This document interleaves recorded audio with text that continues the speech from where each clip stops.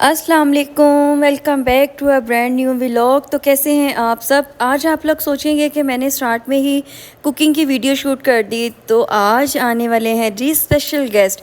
वो special guest कौन है मैं आपको अभी थोड़ी देर बाद व्लॉग में ही बताऊंगी। तो जैसा कि आपको पता है कि स्पेशल गेस्ट वही हो सकते हैं माँ बाप। तो माँ बाप की आने की सबसे बड़ी खुशी कोई और हो सकती है, आप लोग खुद बताएं। मैंने दही भल्ले बनाए थे, चिकन बिरयानी बनाई थी और बीफ कढ़ाई बनाई थी, और फिर साथ जो रेगुलर आइटम्स होती हैं नान, कोल्ड ड्रिंक्स, रायता और सैलड वगैरह। अम्मी अब्बू आए थे, माशाल्लाह माशाल्लाह माशाल्लाह, मैं बहुत खुश थी। और साथ भाई के बच्चे आए थे, 3, 2 उनके बेटे हैं और एक बेटी है। और मैंने शामी टिक्कियाँ भी बनाई थी, ये बताना तो मैं भूल ही गई। खाना खाने के बाद फिर मैंने चाय बनाई।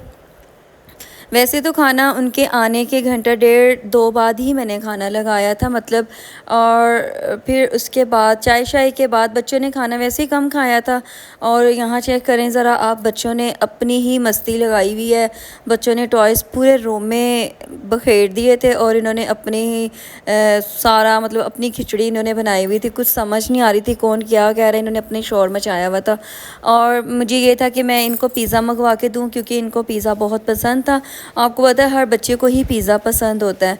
तो यहाँ पे फिर चाय शाय, खाना खाने के बाद चाय शाय पीने के बाद फिर बड़े बैठे।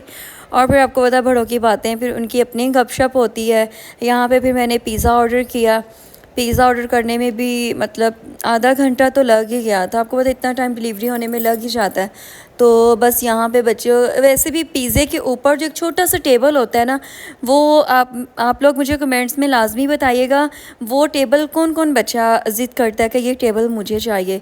तो यहाँ पे बच्चों ने बहुत इंजॉय किया, पिज़्ज़ा पार्टी की और फुल इन्होंने चिल किया। यहाँ पे ऊपर वाली भाभी के बच्चे भी थे, और ये मेरे भाई का बेटा है छोटा, बहुत ज़्यादा शरारती है। मुझे ये समझ नहीं आती इतने छोटे बच्चे इतने ज़्यादा शरारती कैसे होते हैं।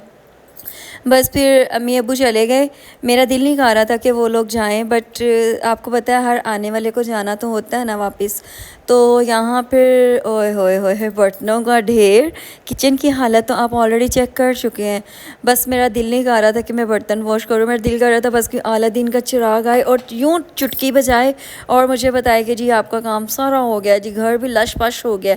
घर की सफाइयाँ भी सारी करनी थी, घर भी बहुत ज़्यादा बखेरा हो गया था और किचन की भी बहुत बुरी हालत थी। और जब तक मैं ये सब कर ना लूँ ना, मुझे सुकून नहीं आता। तो यहाँ चेक करें आप, कमाल ही हो गया। मैंने यहाँ पे सारे बर्तन वॉश किए, शेल्फ़ें नीट की, चूल्हा अपना वॉश किया। और फिर बर्तन सारे जैसे ही थोड़े से ड्राई हुए, मैंने फ़ैन ऑन कर दिया था कि जल्दी से ना ड्राई हो जाए। यहाँ पे मैंने बर्तन भी सारे अपनी अपनी जगह पे लगा दिए थे।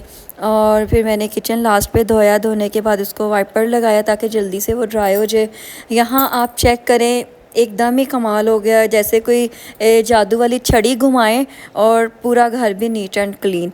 अगर आप सफाई करने, क्योंकि संडे को काम वाली आंटी का ऑफ होता है, अदरवाइज़ मैंने उन्हें बुला लेना था घर में ना, तो मेरी थोड़ी हेल्प हो जानी थी ना। और यहाँ पे चेक करें मेरा kitchen full and finally neat and clean.